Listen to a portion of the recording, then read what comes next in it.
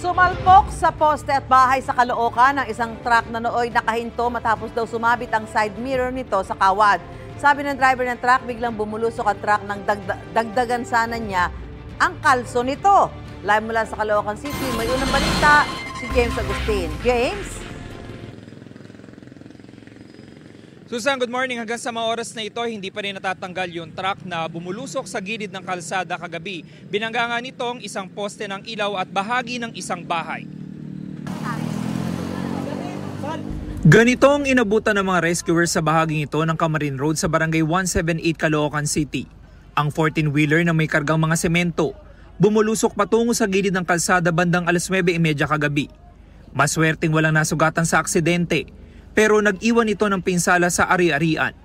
Mula po dun sa bahaging yon ng Camarin Road ay bumulusok pababa itong truck na ito at tinamaan itong isang bahay. Ito pong naging epekto, yung pader ng bahay ay nawasak at umangat din po yung bubong nito sa lakas ng impact. Pero bago niyan ay tinamaan na muna nitong truck itong isang poste ng ilaw na nakaladkad ng ilang metro.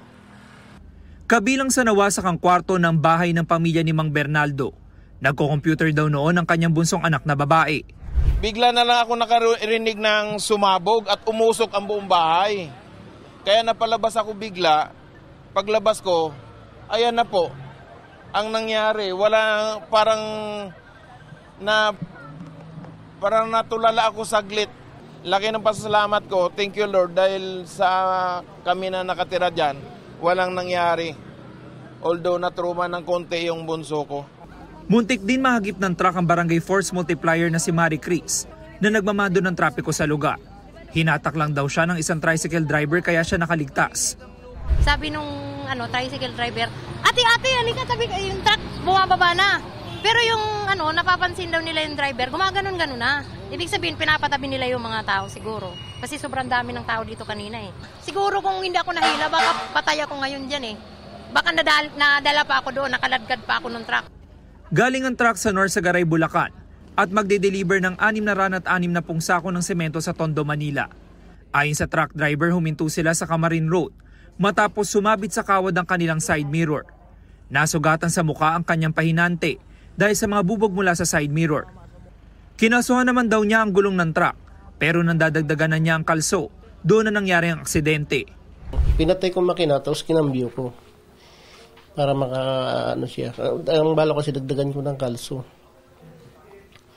Pagbaba ko, may tumalo na yung truck sa isang kalso, hindi ko na napigilan. Ako humihingi sa inyo ng dispensa, hindi ko naman po sinasadya po yung pangyayari.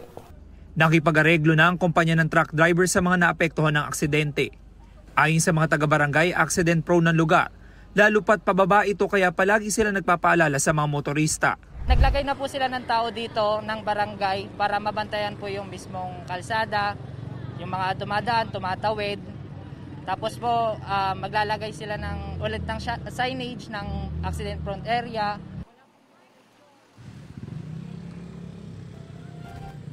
Samantala Susan, ito yung sitwasyon ngayong umaga. Kitang-kita yung pinsala noong nangyaring aksidente po kagabi. Hindi pa rin natatanggal yung truck na yan. Kanina pasado 4:00 ng umaga ay dumating yung isang truck kung saan ililipat yung mga sako ng semento. Pero hindi pa po nasisimulan yan at magiging pahirapan dahil nga po dun sa mahigit 600 na sako ng semento na kinakailangan ilipat bago tuluyang matanggal yung truck dito sa lugar. Ito pong Camarin Road kung saan nangyari po yung aksidente. Busy road po ito pero ngayong umaga ay hindi pa naman ganun karami yung mga sasakyan na nakita natin na dumaraan dito sa lugar.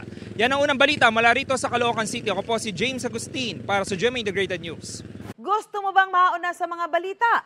Mag-subscribe na sa GMA Integrated News sa YouTube at tumutok sa unang balita.